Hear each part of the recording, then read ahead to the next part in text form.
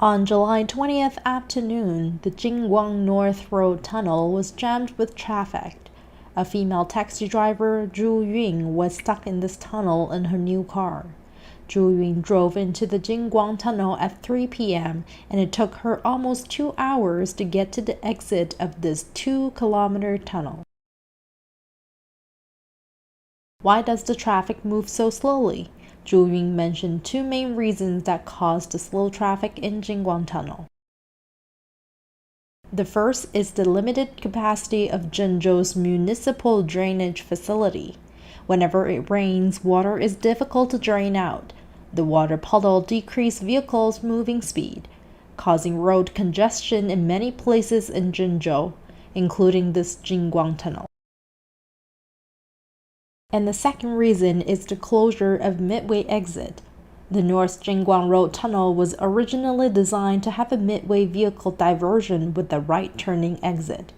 On that day, she was planning to get out of the tunnel earlier through the midway exit. However, later she found that the exit is closed due to high traffic stress of the roads above the tunnel. Although this initiative has relieved the traffic pressure above the tunnel, it intensified the traffic congestion inside the tunnel.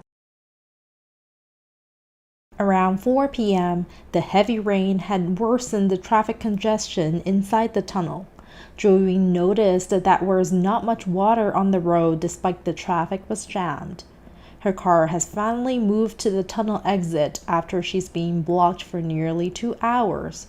There were only a few cars in front of her, and they can get out of the tunnel once the traffic light turns green. However, within just a few minutes, the tunnel suddenly was filled with floodwater and car doors were all blocked. Everyone panicked as everything just happened too fast.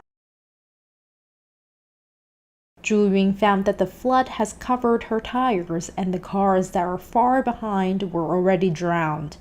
She saw 2 young girls screaming for help while trying to climb up to the roof of the car. The entire tunnel was echoing people's cry for help.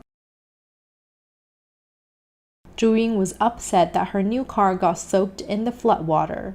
While she's debating if she should abandon the car and escape or should wait for help in the car, she heard a person yelling at her, "You would die if you don't get out now." With this person's help, she opened the door and they swam towards the tunnel exit. Once they got out, they saw the flood has filled the entire tunnel and people's screaming starts to be on and off. The flood came too fast, giving people no time to react. I was only a few minutes away from the exit, she recalled. Wu Qiang, an owner of an installation company in Zhengzhou, on July the 20th, he was out on an errand in his Audi A8 with his driver and brother. On his way home, his car got stuck in the Jingguang North Road tunnel. That's 20 to 30 meters away from the southern exit. His house was just another 4 kilometers away from the tunnel. However, they were forced to detour because of the flood. They tried to control the car and yet it died not long after. They panicked and started to call the police simultaneously, but the signal was weak and the line was too busy to get through. The muddy water was rushing against the car, and the water was rising so fast that the car floated out of control and retreated more than 200 meters back towards the tunnel. In the tunnel, the lights suddenly went out, making the whole tunnel turn into darkness. While outside the tunnel, rainstorm overwhelmed the streets. The world became blurry. People could hardly see things in front of them. Meanwhile, the mobile phone signal started to become intermittent, making it difficult to reach outside for help. After a while, the water in the tunnel has risen to almost 160 centimeters high and started to leak into their car. At that moment, Wu Qiang felt the death is approaching. Under such critical situation, 3 of them decided to save themselves. They opened the sunroof and tried to get out. Wu Qiang's brother, who knows how to swim, first got to the roof and tried to swim out. However, he was obstructed by the turbulent water. So he grabbed a nearby cable line close to the east side of the railguard. Wu Qiang and the driver who cannot swim finally succeeded in reaching the rooftop. 10 minutes later, the water quickly rose to the height of the neck. Vehicles next to Wu Qiang and the people in them all sank into the water. Wu Qiang recalled that he couldn't see anything else except 2 or 3 cars that were floating on the water. His driver was crouching on the rooftop, while Wu Qiang himself was crouching on the car hood cover, holding onto the windshield wipers. His Audi A8 was like a floating small island in the tunnel. The water was still rising and their car was slowly sinking. Leaving the car roof was suicidal. There was only one chance left for them. They must wait for the car to drift close to the railguard and quickly reach to the other side, and then climb along the railguard until they reach outside and wait for the rescue. Fortunately, after they have successfully climbed to the east side railguard, the Audi A8 has drowned into the water as if it completed its mission. Wu Qiang's brother first swam to the ground surface along with the rising water, and then reached out to save the driver with Wu Qiang's help. After the driver safely got out, him and Wu's brother have pulled Wu Qiang out of the water. Meanwhile, there is no live person seen in the tunnel. The entire tunnel was filled with floodwater in less than 3 minutes after they got out. I am probably the last one to escape. Wu Qiang looked at the flooded tunnel, feeling blessed to get saved. They were sheltered on the 5th floor of a small building not far from the site. It was a sleepless night for them. Even at 3 in the morning, he seemed to hear someone outside the window shouting for help. When he looks outside the window, he couldn't see anything but the forklifts that were searching and rescuing the victims in the heavy rain. At 3:04 p.m., Jiang Yong, a native of Zhoukou, Henan province, who was on a business trip to Zhengzhou, drove his black SUV into the Jingguang North Road tunnel and got stuck at an exit gate. After about an hour, the groundwater accumulated quickly rise, gradually to the car chases, the water rushing against the vehicles, making loud crunching sounds. Jiang Yong pulled the handbrake, and he was scared, as he felt even the handbrake couldn't stop the car. He told his partner in the passenger seat that he needs to go out and check what's wrong.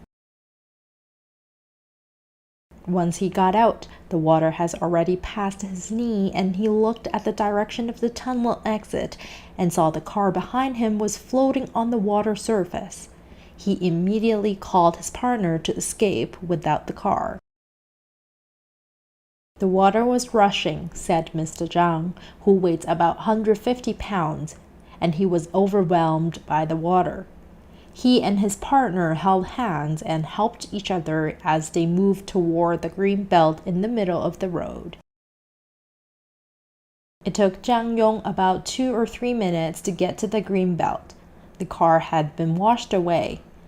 I had an impulsion to go up and drive it out to save it, but I looked around and gave up, he said as he suddenly sensed a fatal signal from the sound of water drainage. When I heard there was no sound coming out of the drainage, I knew that was the time to escape. Jiang Yong recalled later that the only thing he remembered is himself tearing his voice and shouting desperately to the people in front to go up faster. Soon, after about 5 minutes, the tunnel was filled up. Once he got out, Jiang Yong saw the tunnel was a vast expanse of water. Half of the Jingguang North Road tunnel sign was flooded. He also saw a man who must have escaped from his car, was swimming hard towards the outside. During this Henan flood, we've seen locals have been actively rescuing victims from the water, creating online documents of lost people, summarizing the number of stranded trains and needed resources, helping to transmit rescue calls, posting live footages, and so on. However, when facing such a serious disaster, Chinese officials from the top hierarchy to the bottom have been empathetic, and none of the Communist Party leaders have rushed to the disaster scene. The chairman Xi Jinping himself even went to visit Tibet during this time. This will be impossible in a democratic country. Yet for decades, the CCP has continued to point the fingers at the outside world, constantly accusing and smearing liberal democracy in order to maintain its harsh rule inside China. All this shows that the Chinese people do not need the CCP as a corrupted party, a rogue party, and a party without action. Without the CCP, the Chinese people can live a new life with the freedom, dignity, and security. Just after the 100-year party celebration on July 1st, the flood in Henan province have uncovered more red lies. The so-called one miracle after another, the so-called great country, have shown its true color. It turns out that there are so many weak links in mainland China.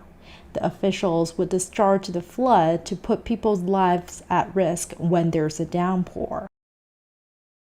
The Chinese people suffer from rainstorms, floods, explosions, plague, human rights violations, network blockades, and strict monitoring.